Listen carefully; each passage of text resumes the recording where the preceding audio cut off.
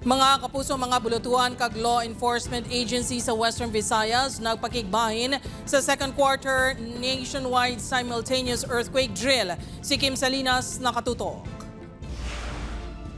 Manunudlo nga napilasan, isa ka lalaki nga ginakarga sa stretcher, kag mga estudyante nga nagadak cover and hold sa ilatag sa kahulot klasihan. Ini ang pila sa itabo sa Tigbawan National High School sa ginpatigayon nga second quarter simultaneous earthquake drill kay nasangaga.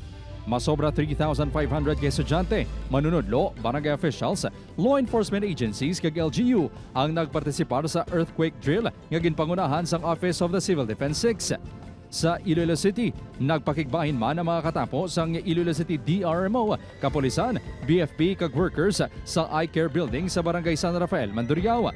Nagpasakop man ang Iloilo City National High School sa drill. Sunod sa Office of the Civil Defense 6, importante ang drill agud matakos ang kahandaan sa tiyon sang linog, ilabi na sa mga bulutuan. Kailangan natin ma-establish yung muscle memory ng ating mga kababayan.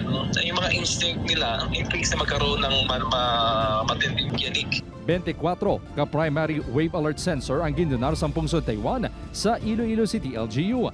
Ang sensor, ang isa ka early warning device nga sarang ma-detect ang linog 5-7 ka segundos antes ini matabo. Sarang man sini ma-detect ang linog, masobra 10 kilometros ang kalayon o kung tubtob sa Negros Trench. Mag-a-alarm ang device kung makadetect na sang palaboton niya linog.